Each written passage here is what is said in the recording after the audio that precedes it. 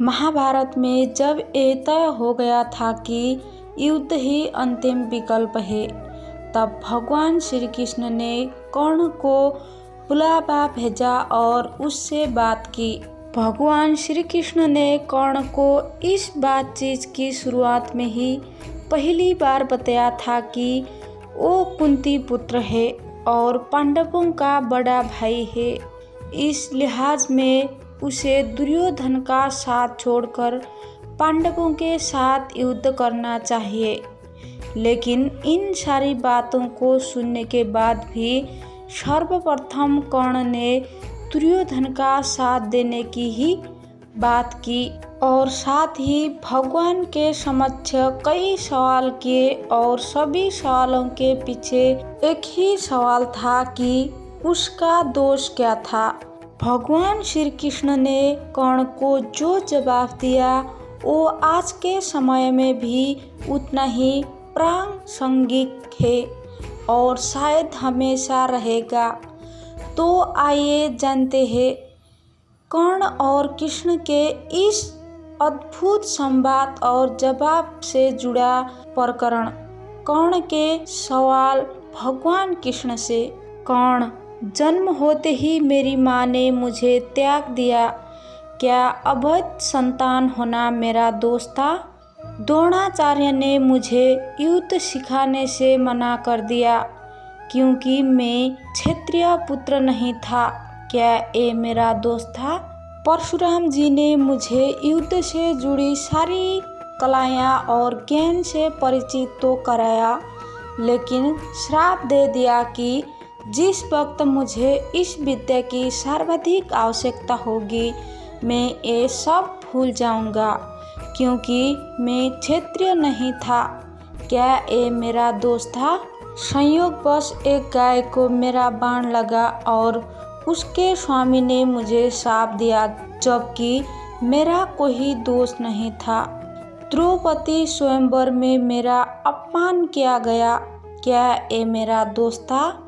माता कुंती ने मुझे आखिर में मेरे जन्म रहस्य बताया, वो भी तब जब उनके पेटों पर संकट आया, क्या ये मेरा दोष था?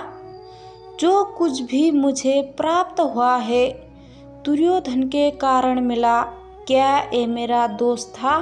तो अगर मैं दुर्योधन की तरफ से लड़ूं तो मैं गलत कहाँ हूँ? श्री कृष्ण ने तब कर्ण को दिया ऐसा जवाब और बताया दोष कहाँ है। श्री कृष्ण कहते हैं, कर्ण, मेरा जन्म मेरे ही मामा के कारागार में हुआ। जन्म से पहले ही मृत्यु मेरी परीक्षा में घाल लगाए थी। जिस रात मेरा जन्म हुआ था उसी रात को मुझे मेरे माता पिता से दूर कर दिया था। कर्ण, तुम्हारा बचपन खड्ग, रथ, घोड़े, धनुष्य और बाण की ध्वनि सुनते हुए बीता। मुझे गौशाला, गोबर, ग्वालों के बीच जीना पड़ा और कई प्राणघातक हमले झेलने पड़े। मेरे पास कोई सेना नहीं थी, मुझे कोई शिक्षा नहीं मिली थी। इतना ही नहीं, मुझे तानों और समस्याओं के बीच जीना पड़ा।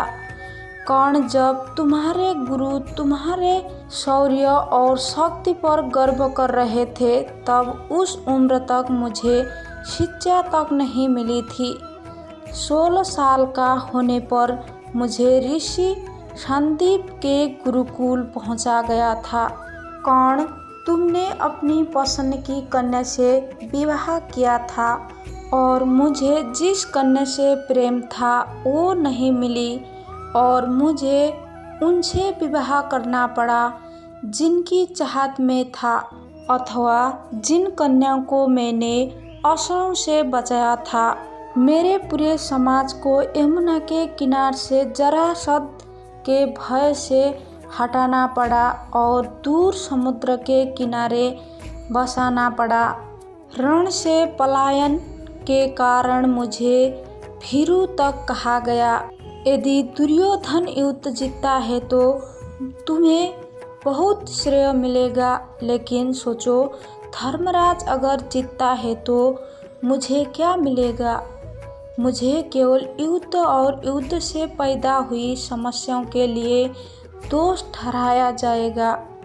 एक बात का स्मरण रहे कर्ण, हर किसी को जिंदगी चुनौतियाँ देती है।